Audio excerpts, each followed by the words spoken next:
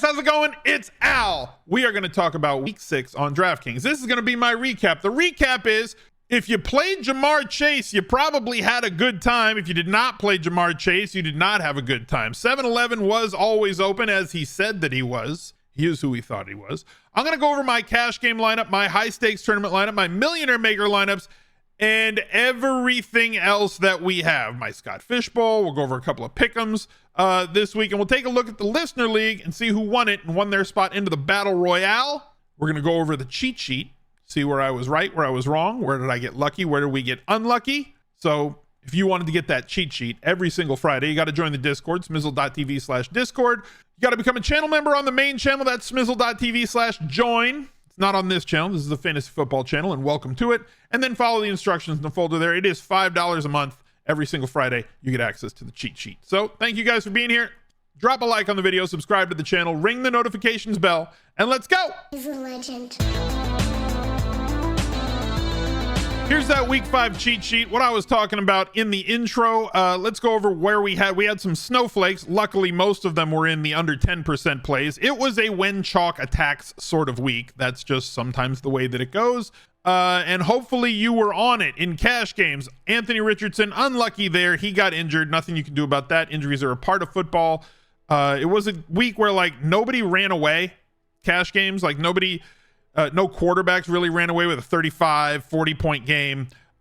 So like as long as you had a functioning quarterback, you probably won money if you played all the rest of these guys. Bijan Robinson, I had at 7,700. The chalk was not on that later in the week as all these other running backs opened up at cheaper prices. Devon Achane, fantastic, 25.5 points, only 12.8 for Bijan, 6.9 for Wan'Dale Robinson. We also had more wide receivers open up in cash later in the week to make him not a necessity. And Zach Ertz, when I filled this out on Friday, we did not know that Amon-Ra St. Brown was out. You'll see where I went. He was still fine at 3,500 with what else he allowed you to get. The under 10% plays, the only one that really worked was Jaleel McLaughlin. If Javonte was out, he was out, and Jaleel was like 2-3% in tournaments this week because most people fill their lineups out early, and don't leave that opportunity for late swap later. You need to start building your lineups, especially when there is a situation. We saw it with Kyron Williams earlier this year, saw it with Jaleel McLaughlin this week going up against the Jets defense. McLaughlin can play, and he can straight go. So like anytime he's going to get a lot of touches, we want to be on him. And at 5K, he was way too cheap. Nothing really binked in the off-topic stuff this week in these 5 under 5s. A lot of the 5 under 5 guys scored touchdowns, but not a ton of volume. Chris Olave was in there. Devontae Smith, only 1.6 points. He was bad. 9.2 for Olave, 10.2 for Pittman.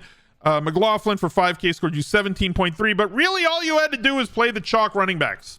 It was that sort of a week. 25.5 for Achane, 13.3 for Mixon, 11.3 for Pacheco, 23.9 for David Montgomery, and was like a yard away from scoring 30 fantasy points. Marquise Brown was fine, but not spectacular. We got unlucky here. He did have 10 targets, only caught 4 of them. One of them was a touchdown, 14.3. Jamar Chase was the absolute smash. With 47 catches for 2,036 yards, and either 7 or 11 touchdowns yesterday for 55.2 points. Don't fact check me, but I'm sure those numbers are close. Tyler Boyd disappointed with 7.8 points on good volume. Wan'Dale Robinson, we knew that he would have a floor, get a lot of targets, but the ceiling was not there. And that's something that we talked about on the Anti-Tinker cast. Is like he's fine for cash, but somebody that I probably want to underweight in tournaments. Rashee Rice had a bit of a higher floor, did catch a touchdown to bail him out a little bit because the volume did not translate as that game. Minnesota and Kansas City did not play as fast as we had hoped. It came close to the total. The total was what, 52 at close, and it scored 47 points. So like it was close. There was enough touchdowns there to satisfy, but there weren't enough plays, so not enough catches, not enough yards. But Rashee Rice with 11.5 was fine. 7.4 for Zach Ertz, 22.7 for Travis Kelce. In spite of leaving that game early, Mark Andrews with 12.5, Jonnu Smith 11.7, and the two big stacks, the high ceiling stacks, got there with the Bengals and the Dolphins. Dolphins stack, you got a touchdown out of Waddle. You obviously had the big game out of Tyreek Hill, but the Bengals just went bonkers, especially. But like it wasn't really the double stack that got there. Like it would have been fine because between Jamar Chase and Tyler Boyd, if I told you, hey, we're going to double stack the Bengals this week and you're going to get 62, 63 points, out of the 2 receivers. You'd have been all right with that. Well, that's what you got. But 55 of them were from one guy. So let's go over to my cash game lineup. It was a good early slate for me in cash games. This is the $250 double up. It pays 150 spots. There are 333 people in it. As you can see, I came in 149th, which was good enough. That's all I need. I don't need to be, this is why we talk about cash games versus tournaments. In cash games, I don't need to be faster than the bear. I just got to be faster than all these guys down here. And luckily I held on, because here's the problem. I made a mistake in cash games, I made a mistake with my cash game lineup. And then on top of that mistake, I got ridiculously unlucky. Everything that I had was, if you watch the Anti-Tinkercast, I had narrowed it down to 2 cash game quarters. First, early in the week was Richardson. And then as more value plays opened up that were really solid and high volume and high value, you see I went with 3 Lions.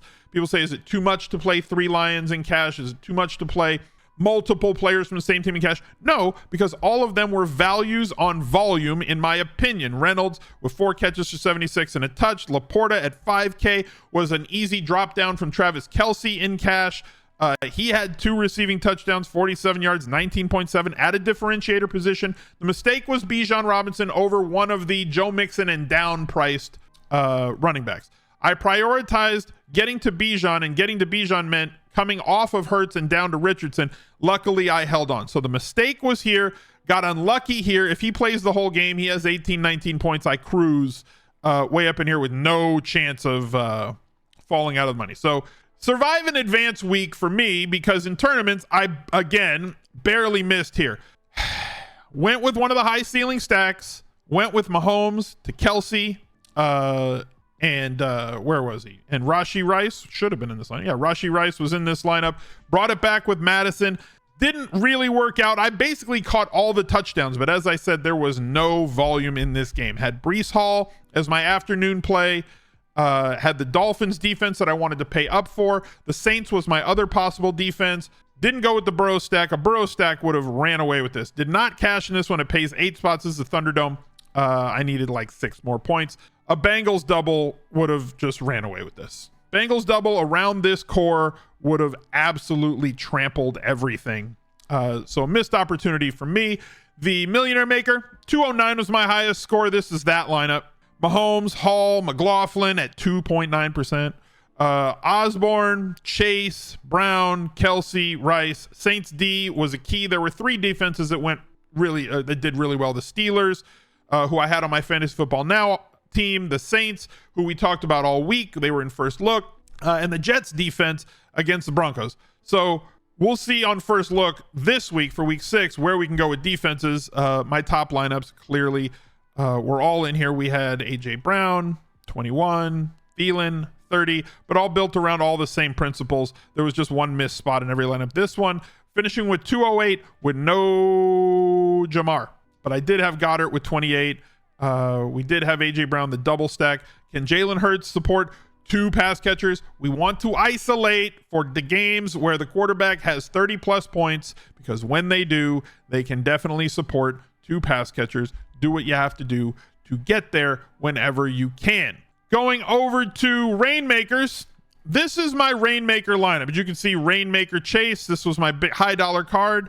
I had 128 points. You can see nobody else really did well this week except for this lineup, who has one of the Burrow, Hall, Kelce, Cup, A-Chain. Very good lineup here. The problem with this is this was a freaking qualifier, so I came in second place, which means I won $0. I would have loved to have punched a Rainmaker ticket. I was 1.5 points away, and Bijan Robinson, the single top non-superstar play on the week, couldn't get us more than 12.8 fantasy points because Coach Smith is a jerk. I'm kind of forced to play Jerry Jeudy there because I just don't have very many Rainmaker options. I went with the highest lineup I could get around Chase. Lapped the field except for one guy's lineup. Ooh, coming in second in queue sucks. But we're going to win on crowns. Here's all the... Here's all my missions that came back. So it's going to be a break-even week for me in daily fantasy. Once the Thursday through Monday Rainmakers games finish, It's going to be a break-even week, but we're going to win on crowns. So 50,000 crowns or something for this week. Did not win on the Devontae Smith. Disappointing. Mostert over. I was 2 for 3 on this one. I was 4 for 5 on this one. Oh, so angry. So very upset that I'm just missing everything. Like, we were so close in week 5, but did not get there. What was doing well, you can see here, it's very small. It's pretty small, but like Scott Fish Bowl 13. This is the charity for fantasy cares run by Scott Fish himself. I'm in 605th place right now. I have 1 loss. One team eked out a win against me in week 1. I've won everything else. They give you 2 games a week, 1 against the median score and 1 against that. My lineup is sick because I went with a 0 RB build. It's a super flex league. I did not have another QB this week. Deshaun Watson on bye. Jameis Winston not starting inexplicably over Derek Carr, who really can't throw a ball downfield. Minshew is now in play because of the injury to Anthony Richardson. I ran away with this one. Achane, Moss, Kyron, Diggs, Hopkins, Ingram. And my bench is Evans on a bye, Metcalf on a bye, Palmer on a bye, DPJ on a bye, and I'm on raw hurt. So, like, this team is monstrous. And I'm hoping to see that maybe I can compete for the SFB title once this goes to the playoffs. We'll see. Let's take a look at the Listener League. I don't know how to pronounce this. 63. 63? Is it 63? 63. I think I think that's it. I think that's how you pronounce it. Congratulations to him with a massive 229 point score. Burrow, Montgomery, Achane, stacked it with Chase, brought it back with Marquise Brown, double stacked with Tyler Boyd. Like I said, you got a lot of points for those 2 wide receivers. Darren Waller, look at there. Darren Waller did a thing. A little secondary stack with Achane. Thielen, little correlation there. Look at there. Correlation kind of works. And the Saints defense. Fantastic lineup. Congratulations to you on the generational wealth for winning the SmizzGang Listener League in week 5. Jay Donofs. I can't pronounce these names. 227 also went. You're going to see a lot of Burrow Chase in these. Dilly 3254 get smashed, never working. SDW 911 had Stafford to Nakua. Also had Chase to Brown, the best secondary stack on the week. JT Gus, C-Win, Connecticut. All right. C-Win, CT, Ranger Rick, and Jabingo. Congratulations on finishing the top 10 this week, guys. Make sure that you get in the SmizzGang Listener League for week 6 as soon as it is posted. Thank you for being here. Look out for another video right there. He's a legend.